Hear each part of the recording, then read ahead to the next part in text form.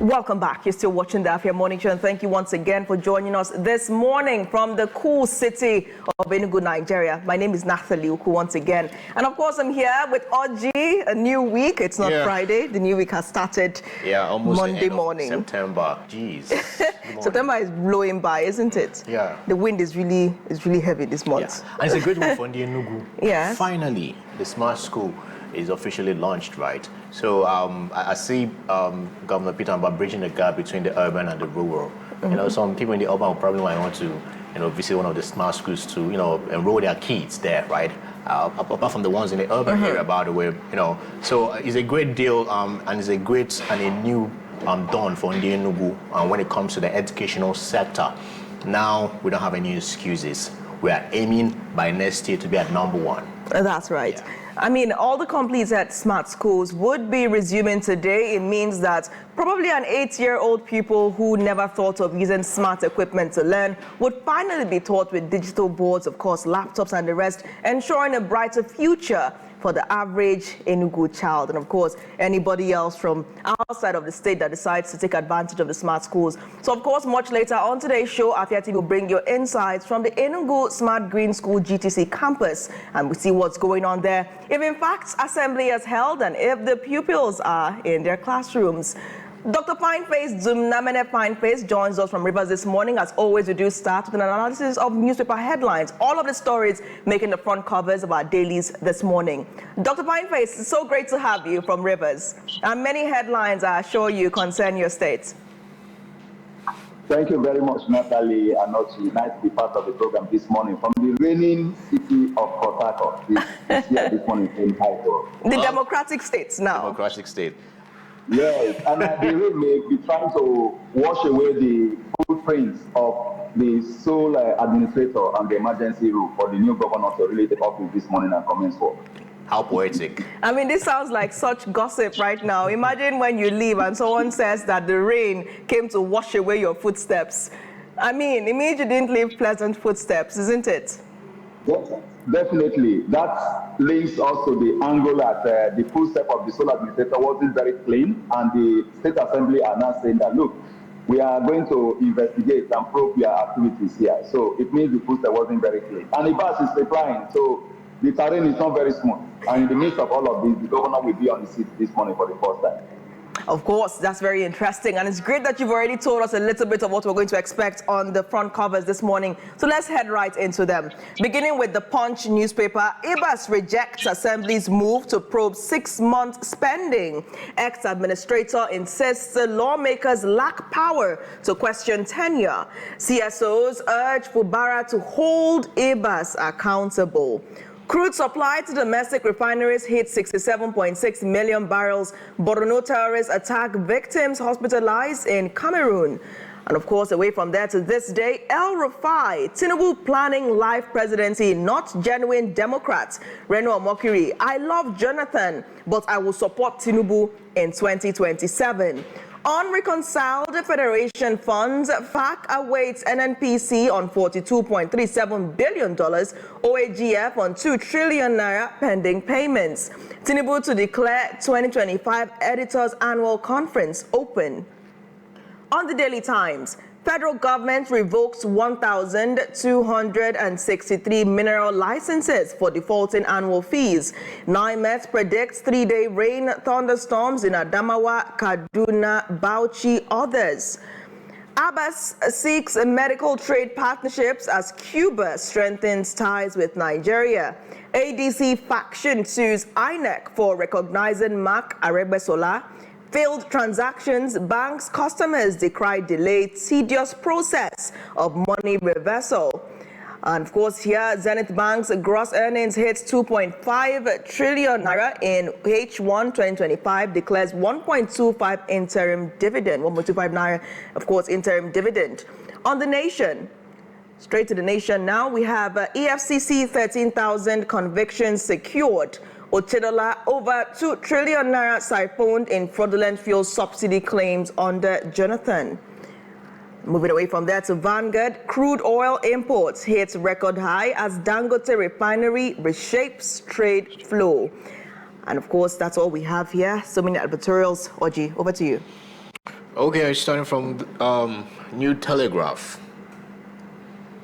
Rivers, controversy over Biba's 5 billion naira verification savings claim. Last minute appointment for Bara to Rivers people. Peace, greatest gift, hold it dearly.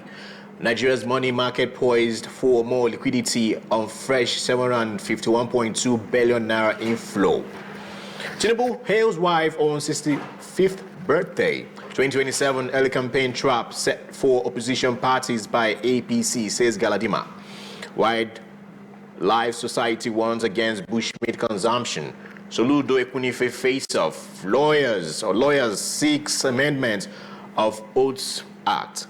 CJN to inaugurate 57 new SANs as Supreme Court marks new legal years. Shore, Kanu, Ishaku, others cases will shape new legal year. Stop the poor from sliding into deeper poverty. Christian groups beg Tinubu. It won't happen, says Netanyahu, as UK, Australia, Canada recognize Palestinian states. Unpaid service fees, FG revokes 1,263 mineral licenses. EFCC may probe defaulters. Moving over to Nigerian Tribune. CBN faces balancing act as calls grow for lower interest rate. Strengthening coordination between fiscal and monetary policy, says Yusuf. Economy needs to be stimulated via funds injections, attributed to Ekachukwu. MPR easing should be gradual to prevent unintended market dislocation, attributed to Akande. Ekiti 2026. Then APC, PDP, ADC aspirants push for party tickets. Oyebanji, others face APC screening Tuesday, Wednesday. UK, Canada, Australia recognize Palestinian statehood. NIMET predict 3-day rain thunderstorms in Lagos, FCT, Rivers, Delta, others. Experts worry as AMCON's charges cost banks 377.85 billion naira in 3 months. Tinubu to declare 2025 editors annual conference open. In health, AI can now predict who will go blind years before doctors can, says study. Oni Ladoja emphasizes need for unity among Obas in Yoruba land. And lastly, on Nigeria Tribune, Ondo NLC demands new minimum wage, writes Ayedatiwa, seeks over 250% wage hike for Ondo workers from 73,000 to 256,950,000 naira. Moving over to Daily Sun. Benue police killings, FJ applies tougher measures. IG deploys more tactical operatives, arrests 6. Insecurity. Southeast governors incapacitated, monarchs cry out, demand state police. FG to relocate 30,000 cattle out of Abuja. Begins infrastructure development at 9,000 cow grazing reserve. Israel dismisses Canada, UK, Australia recognition of Palestinian as independent states. Stop free. Stop there. There will never be such states unable to declare open 2025 editors conference in Abuja, November 4. Government revokes additional 1,263 mineral licenses. Zenith Bank posts 2.5 trillion naira gross earnings, declares 1.25 naira interim dividend. Moving over to Salient Times. Reactions as UK, Australia, Canada recognize Palestinian state. It won't happen. Netanyahu reacts, absolutely disastrous. Kemi back knock. Nigerian pastor hands out bras to female members who came to church braless. Natasha'S trial for alleged cybercrime against Akpabio, Yahaya, Bello begins September 22. Police arrest 6 suspects after deadly attack on tactical teams in Benue. If you will kill 10 of us, 20 will emerge, bandit leader tells security operatives. FG revokes 1,263 mining licenses over unpaid service fees. Oni meets Ladoja ahead of his installation as 44th Olubadan. Daniel gives condition for approval of Ijebu states. Moving over to the last one right here, Platform Times. Bandit kingpin warns security agencies, kill 10 of us, 20 will rise. Insists military operations worsen violence in Northwest. Warns residents against feeding intelligence to security forces. HIV positive inmate dies in Delta prison after injecting medication. 10 dead as overloaded canoe capsizes in Sokoto village. Accident victims attack doctors, nurses at Ekiti teaching hospital. Ladoja tax Oni on lasting peace in Yoruba land. Drama as pastor distributes bras, wrappers to indecently dressed worshippers in Edo. Special reports left in the shadow of the highway.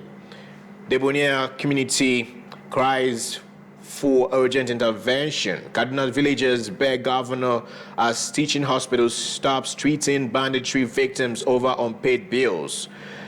NDLEA nabs Brazil returnees businesswoman at Lagos airport. And lastly, ACF disowns spokesman's comments on Tinubu's 2027 candidacy.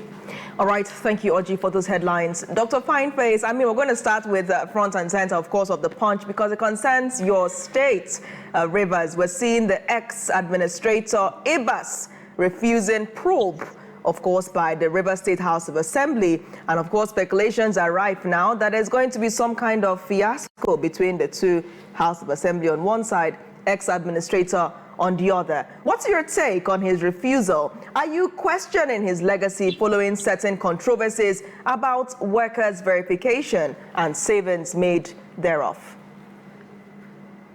Yeah, thank you, Natalie, for the opportunity. I think in the first instance, it is important for the State Assembly to look into the 6 months emergency rule in the state. And looking into the emergency rule in the state, it is called probing, because kind of investigating how funds were received and how funds were spent. We also mentioned this when the State Assembly was asking the governor to submit a new budget for 2025, even when the budget had already been passed for 2025. So it is important for the State Assembly to look into what happened between the 6 months. We can't really call it probe because the outcome of that process is not going to be legally binding. They may not also be able to invite, Ibas to come and make some presentation or answer some questions. And again, whatever document that is going to come out of that process will only be for the internal use of the Rivers State government to understand what they left in office on the part of the governor, what was received within the period, because every statement of accounts of the state government, the governor will have access to it, and the assembly has right to demand for the submission of such statement of account to the assembly for verification or for investigation. But whatever comes out of this process is not going to hold Ibas accountable in any way, because Ibas did not walk into Rivers State by himself. Ibas was appointed by the President and Commander-in-Chief of the Armed Forces of the Federal Republic of Nigeria, and is accountable to the President, not accountable to the State Assembly, that never existed before Ibas came into office, because the same pronouncement that removed them was the same pronouncement that brought Ibas into the picture. But the statement that removed them in that same statement came first, before the next paragraph now said Ibas has been appointed to take over. So all of this put together, it is important for them to know what transpired. But the document is not going to go anywhere. They may also publish it after they have been able to carry out the investigation. But the publication will only relatively tarnish the image of Mr. President, tarnish the image of Ibas, but may not really be able to hold them to account under the law, because it was in an emergency that all of those things were happening. What happened in Rivers State for the 6 months is similar to what has been happening when we had military rule in the country, because at that time you hardly see any investigation or probing of the activities of the military administrators in the various states. But it's important for us to know what has happened, but the document is not going to take us anywhere. That is just what I want to put on record. I mean, you've made that very sufficiently clear, of course. 6 months, we're seeing Rivers received over 500 billion naira under the administration of Ibas, its sole administrator. But that is your concern about accountability is one thing. If the paperwork would yield any results, that's established. But what the administrator is saying is that the House lacks the power to question his tenure. Do you agree with the ex-administrator that the House lacks the power to question his tenure, whether that finding or the probe leads to anything? Yes, I agree with the sole administrator emeritus that the House lacked the power to probe his administration. Now, why I said so is that the assembly that was responsible for Iba's administration was the National Assembly. The Senate and the House of Reps were the lawmaking body that was responsible for the activities of Ibas in Rivers State. So, if there is any lawmaking body that has the powers within the ambit of law to investigate and probe the activities of Ibas in Rivers State, it is the National Assembly. They are those who will be able to carry out that investigation and probe, and then the document that will come out of it will be useful within the eyes of the law to hold Ibas accountable or hold Mr. President accountable. Whatever Rivers State is going to do, Rivers State Assembly is going to do, is only going to be for their internal use, for them to have knowledge of what transpired. Over 500 billion naira came in for the 6 months. We have not talked about the internally generated revenue that came in. We have not talked about the money that the suspended governor then left in the coffers of the state government. So all of this put together, we may be talking about close to 800 to 1 trillion naira here within this period. So we had a 1.4 trillion budget passed by the National Assembly for Ibas to implement. They didn't tell us when they signed that into law. It means that they signed it into law within the back door, whether it was signed by Ibas or signed by Mr. President. But what we know is that implementation of that budget was done by Ibas in Rivers State. So it is important for Rivers State to carry out some kind of probe to know what transpired within the period and put on record for posterity. But the legality of that process is questionable. But then it is the National Assembly that has the power to investigate Ibas for the 6 months of the administration in Rivers State, including the committee that was set up for Rivers State from National Assembly's Senate and House of Reps, a joint committee on emergency rule in Rivers State. These are people that can really carry out the probe of Ibas, and whatever comes out of it will be something to go with. But literally make it make sense. So at the end of the day, well, the State House of Assembly doesn't have the jurisdiction to, right? Even the Governor Fubara, doesn't have the jurisdiction to, because Ibas was not democratically elected. It was imposed by the federal government, the president of the nation. So make it make sense. Discrepancies and all, they're going to be figured out during these investigations. These individuals are just going to go scot-free and nothing is going to happen. Yeah, Oji, definitely are going to go scot-free. Ibas is going to go scot-free because Ibas was appointed by Mr. President. And I must also mention that probing Ibas is like probing Mr. President. And those who are making noise about this probe, I tell you, to a very large extent, at some point they are going to suspend that process. Because we have all known in this state that when something of this nature is very sensitive and has to do with Mr. President, surfaces between them, you will see that they will tell them to forget about that process. So I think what they have said is what they should say. So it doesn't seem as if they kept quiet after 6 months of a stranger being appointed in Rivers State to run the government. But they should carry out the investigation, the probe, but the outcome is not going to be anything serious. So I think that nobody is really going to be held accountable for the entire process of what has happened within the 6 months. And I keep saying that they should blame themselves. The State Assembly should blame themselves.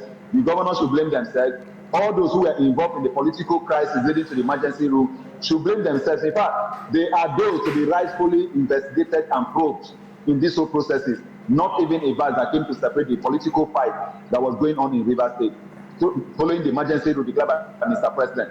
Remember, there was a gazette following the emergency rule declaration that passed through the National Assembly and was gazetted. The State Assembly does not have power to carry out investigation or make law on a gazette made by the National Assembly and signed by Mr. President and gazetted for the country.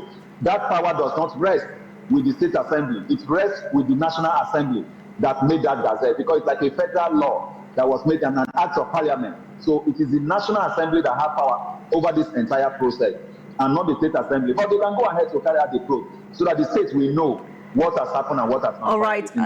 Your analysis puts the powers of the House of Assembly into perspective. But let's also talk about what civil society organizations are clamoring for. They're saying that Governor Fubara himself should probe the sole administrator. Do you think that a different analysis would go for Fubara? Do you think that he indeed has the power to probe the sole administrator, the ex-administrator, and demand accountability from him as somewhat of a de facto predecessor? Yeah, Natalie, I don't see that happening. I don't even think that is part of what is on the mind of the governor resuming office today to work for the full time after he resumed office last week. It's the least thing that is on his mind. Remember, if you listen to his statewide broadcast and you read that statement, you will see that the governor thanked everybody, both his enemies and his friends within the period. He even thanked Mr. President. He even referred to the FCT minister as the leader of Rivers State. So he cannot go against the people that did all of these things to save him the way he puts it, to come further and investigate them. He cannot do it. Remember, the same Fubara that has the full powers to investigate his predecessor, which is the FCT minister, in the peak of the political crisis in Rivers State, he made the statement that he was going to investigate Nyesom Wike administration. At some point, he couldn't do it again. I know he was advised against it. He couldn't do it.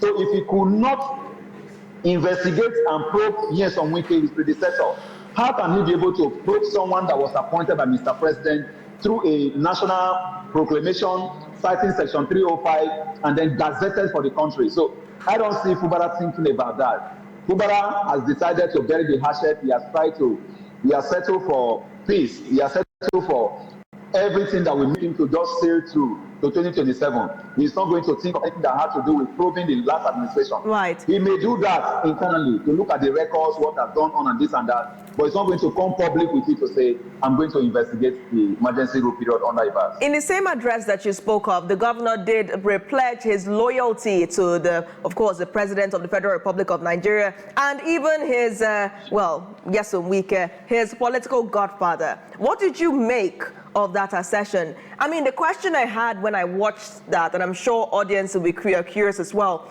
what does it mean for a governor to say that he is loyal to the FCT minister, Nyesom Wike?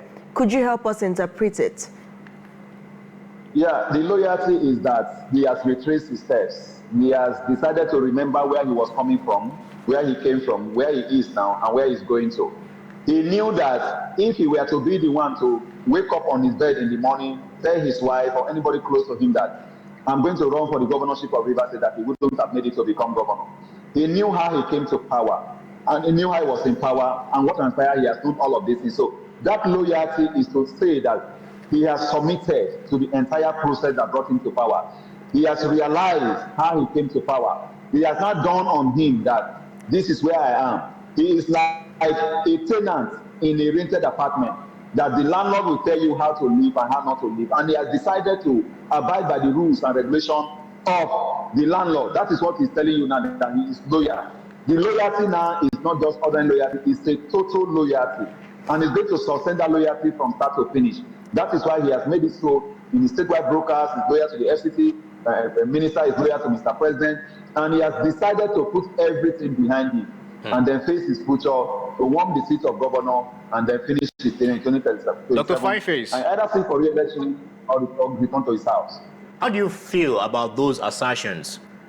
How do you feel about those assertions? And what does it mean to the Rivers State people? You know, how do you feel like a governor making all those utterances, right? And all those assertions, pledging loyalty to an individual? Yes, we know, as you stated, he brought him to power. But when it comes to governance, what does it mean to Rivers people?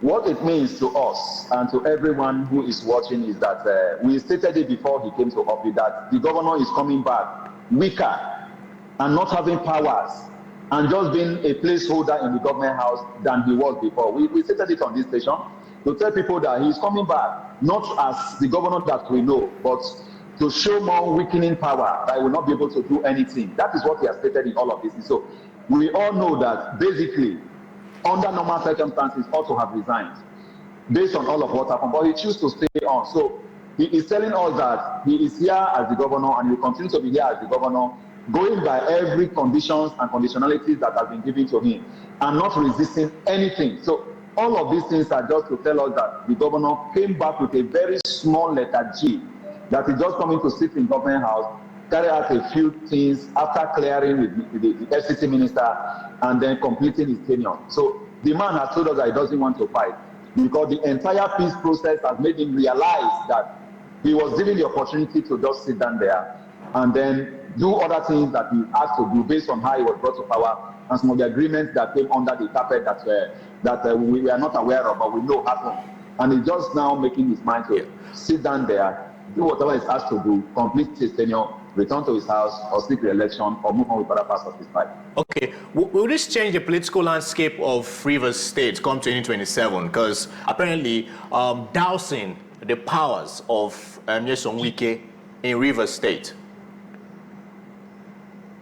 Yeah, definitely, Oji. The political landscape is already changing. I think the whole process started changing when the whole crisis started in October 2023. And the moment that crisis started, it was clear that the political godfather of the state, so to speak, the FCT minister, and other people working with him have started looking towards another direction on who should replace Fubara in 2027. So that process of replacing him is already gearing and gathering a lot of momentum within the system. So that is how the political landscape is going to change. You can now see that the governor returned to office naked in the sense that the local government election have been conducted and the people that are loyal to the FCT minister put in place, all the boards of the governments, agencies, parastatals have been constituted. So the governor also is just resuming office to sit on everything that the sole administrator have done. And all of this put together, you will see that the governor is just lonely in government house. All the people that surround him are like quote and unquote enemies, and he's going to work with them without even having any say. So the political landscape has already changed because the platform that brought him is not what he's currently controlling. The people that brought him on that platform are also controlling the platform. So the governor is just floating, fulfilling his tenure, and in the way I believe he came. Because in our way, we normally say that the way you buy your goat is the way you sell your goat. So that is what is going to happen. So the landscape is already changing. And the political godfathers of the state are already looking elsewhere for the person that will replace Fubara come 2027. Then if he wants to run, I believe that you cannot run on the APC platform. You may not also be able to run on the PDP platform because these two platforms are now being controlled to an extent allegedly by the FCT minister. So putting all of this together, he may decide to accept the offer by the APP that are calling him to pick the platform as his governorship, a platform that he will run in 2027. And even when he goes there, the entire structure in the state is not being controlled by someone that is in favor of him. So the landscape has already changed against Fubara and in favor of the FCT minister that supported him to become governor in 2023. Okay. All right. Thank you so much, Dr. FYNEFACE, for your informed analysis as always this morning. It's always so great to start the week off with you. We wish you a pleasant day ahead and good morning once more. Thank you. Good morning, Natalie. Nice being with you. Oji, have a nice day ahead. Yeah, you too, sir. All right, the morning show returns in just seconds as we go on a quick trip around the region. We'll of course stop in Enugu and move on straight to Umuahia, Abia State, where our deputy chief correspondent there takes us on a trip to my local government, Bende. Apparently, the road there that has been cut off from humanity, and there seems to be a ray of sunshine that residents should expect. The morning show returns shortly. Stay tuned.